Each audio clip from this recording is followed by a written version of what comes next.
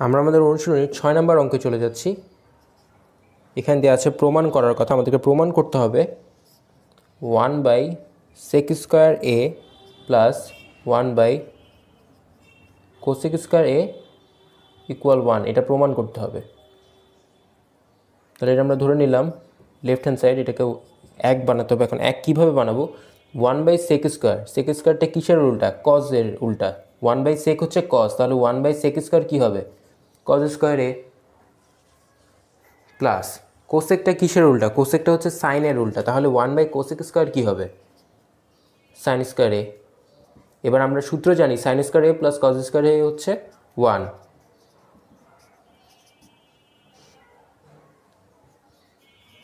এবার আমরা 6-এর খ নাম্বার অঙ্কটা দেখব। 6-এর খতে বলা হয়েছে 1/cos² মাইনাস 1/cot², এটাকে 1 বানাতে হবে।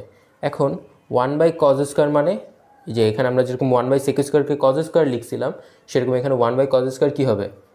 sec²। এবং কটটা কিসের উল্টা? কটটা কিন্তু ট্যানের উল্টা। 1/cot মানে ট্যান, তাহলে 1/cot² কী হবে? tan²।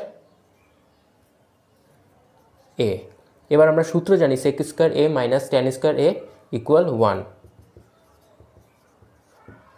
ক নাম্বার অঙ্কটা দেখি।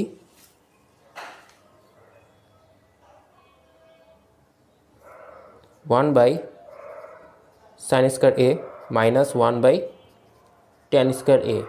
এটাও প্রমাণ করতে হবে 1।